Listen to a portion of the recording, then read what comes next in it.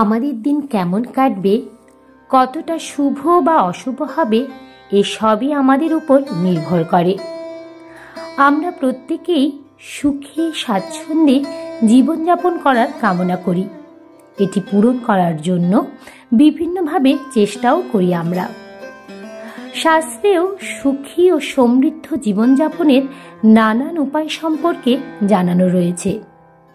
শাস্ত্রমতে এর জন্য কি করা উচিত, বিছানা ছাড়ার আগে বিছানায় বসে কোন মন্ত্র জপ করা উচিত এবং শনির দশা থেকে মুক্তির উপায় সমস্তই এখানে আলোচনা করা হবে। প্রতিদিন সকালে উঠে স্নানের পর নিয়মিত পূজা অর্চনার রীতি প্রচলিত রয়েছে হিন্দু ধর্মে।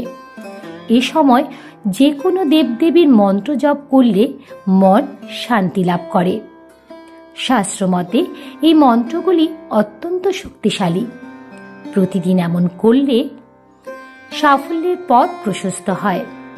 মন্ত্র জপের ফলে পরিবারে ইতিবাচক শক্তির বাস হয়, মন শান্ত হয় এবং ইন্দ্রিয়কে নিয়ন্ত্রণে রাখার ক্ষমতাও বৃদ্ধি পায়। সকালে ঘুম থেকে উঠে বিছানা ছাড়ার আগে বিছানায় বসে কি করবেন সবিস্তারে এই ভিডিও থেকে জেনে নিন। নমস্কার, ঈশ্বর তত্ত্ব চ্যানেলে আপনাদের সবাইকে স্বাগত। আমি দীপান্বিতা শুরু করছি আজকের এই ভিডিও। চলুন দেরি না করে শুরু করা যাক আজকের এই ভিডিও। 1 নাম্বার, যে কাজটি করবেন সেটি হলো সকালে ঘুম থেকে ওঠার পর বিছানা ছাড়ার আগে নিজের দুহাত দেখা উচিত।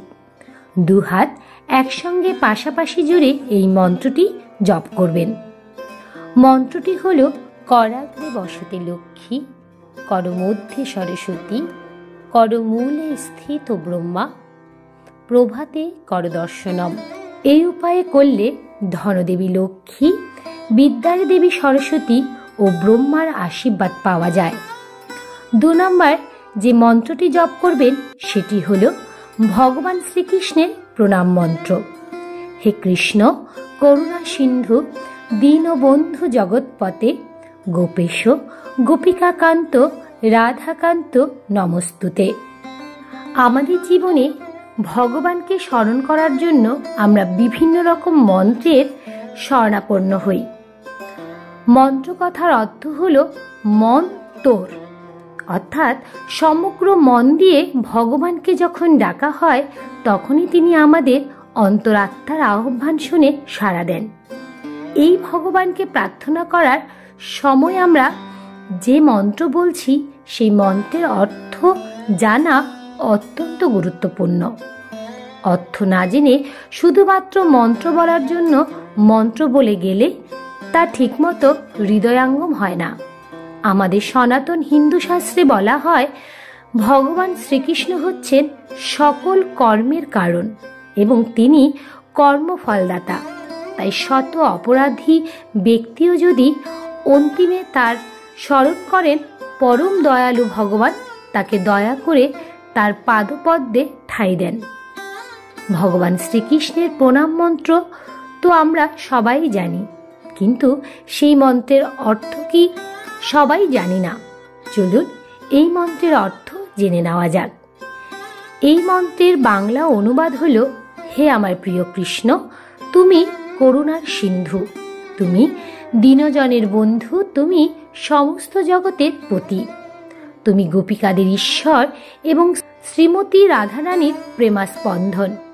আমি তোমার পাদপদ্মে আমার সশ্রদ্ধ প্রণতি নিবেদন করি।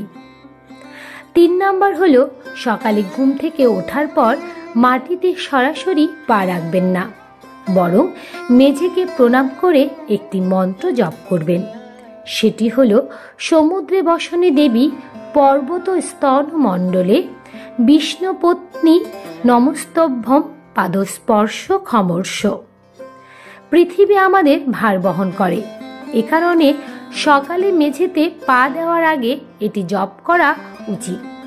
শাস্ত্রমতে সকালে উঠে গায়ত্রী মন্ত্র জপ করা উচিত। মন্ত্রটি হল ওম ভূভুবৎসহা তৎসবিতুর্বরেণ্যং ভর্গো দেবস্য ধীমহি ধিয়ো ইয়ো ন প্রচোদয়াৎ। এই মন্ত্র জপ করার ফলে কাজে একাগ্রতা বৃদ্ধি পায়। গায়ত্রী মন্ত্রের প্রভাবে দিন ভালো কাটে। আবার সকালে বাড়ি থেকে বেরোনোর আগে একটি মন্ত্র জপ করে বেরোনোর কথা বলা হয়। সেটি হল সর্বমঙ্গল মাঙ্গল্যে শিবে সর্বার্থ সাধিকে শরণ্যে ত্রয়ম্বকে গৌরী নারায়ণী নমস্তুতে। শাস্ত্রমতে এই মন্ত্র অত্যন্ত শক্তিশালী ও মা দুর্গাকে সমর্পিত এই মন্ত্রটি। এই মন্ত্র জপ করলে জীবনে সাফল্য লাভ করা যায়। গণেশকে প্রসন্ন করার জন্য প্রতিদিন এই মন্ত্র জপ করবেন। মন্ত্রটি হল ওম গম ঋণহাত্তায় নমঃ। এর প্রভাবে গণেশের আশীর্বাদ পাবেন আপনি। সকালে ঘুম থেকে ওঠার পর যেন সবার আগে ভালো কিছু দেখি, সেদিকে বিশেষ নজর রাখা উচিত আমাদের। তাই শয়নকক্ষে দেবী দেবতা বা কোনো সুন্দর ছবি লাগাবেন। এর প্রভাবে দিন ভালো কাটবে আপনার। ভুলেও শয়নকক্ষে হিংসাত্মক হিংস্র পশুর ছবি বাড়িতে লাগাবেন না। এবার চলুন জেনে নেওয়া যাক শনির দশা থেকে মুক্তির উপায়। বৈদিক শাস্ত্র অনুযায়ী শনি হলেন কর্মফলের দেবতা। সেই কারণে শনিকে সবাই ভয় পান। শনির দশা যার চলে তার জীবনে বিপর্যয় নেমে আসে। শনি কারো জন্মছকে অশুভভাবে অবস্থান করলে সেই ব্যক্তির জীবনে শনির দশা নেমে আসে। শনিবার হলো শনির দিন। এদিন জেনে নিন শনির দশা থেকে মুক্তির উপায়। শনির দশা থেকে মুক্তির উপায়: শনির দশা চললে স্বামী গাছের মূল কালো কাপড়ে বেঁধে শনিবার সন্ধে নিজের ডান হাতে বেঁধে নিন। শনির দশা কাটাতে মহাদেবের আরাধনা করা অত্যন্ত শুভ ফলদায়ক। 3 নাম্বার, আপনার জীবনে যদি শনির দশা চলে তাহলে শিবস্ত্র এবং শিব পঞ্চকসারী মন্ত্র পাঠ করলে উপকার পাওয়া যায়। 4 নাম্বার, এছাড়াও শনির কুদৃষ্টির প্রভাব কাটাতে সুন্দরখণ্ড প্রতিদিন পাঠ করতে পারলে ভালো হয়। 5 নাম্বার, আপনার ক্ষমতা অনুযায়ী মন্দিরে কিছু মিষ্টি প্রদান করুন। 6 নাম্বার, শনির খারাপ প্রভাব কাটাতে নিজের বাড়িতে একটি স্বামী বৃক্ষ রোপণ করুন এবং প্রতিদিন সেই গাছটায় পুজো করুন। 7 নাম্বার, প্রতি শনিবার শনি মন্দিরের নামে তিল তেল দিয়ে প্রদীপ জ্বালান এবং শনিস্ত্র পাঠ করুন। শনিবার শনিদেবকে খুশি করতে কি করবেন? শনিবার হলো শনির দিন। এই দিনটিতে শনিদেবের উদ্দেশ্যে পুজো করলে তিনি বিশেষভাবে প্রীত হন। তাই জীবনে শনির দশা চললে শনিবার কয়েকটি কাজ অবশ্যই করা উচিত। জেনে নিন এই কাজগুলি সম্পর্কে। 1 নাম্বার, প্রতি শনিবার অবশ্যই কোনো শনি মন্দিরে যান।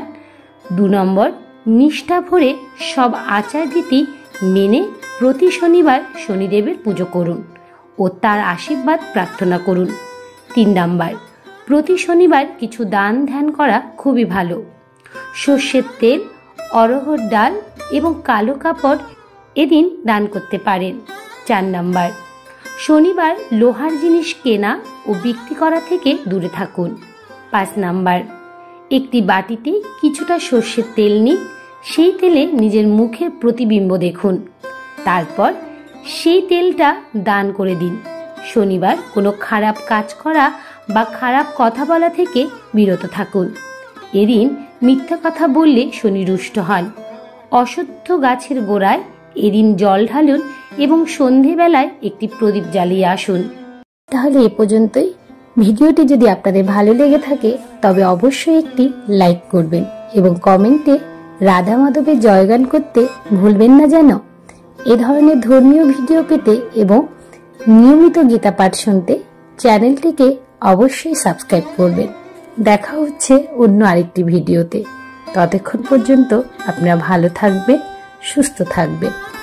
হরে কৃষ্ণ কৃষ্ণ কৃষ্ণ হরে হরে, হরে রাম রাম রাম হরে হরে। নমস্কার।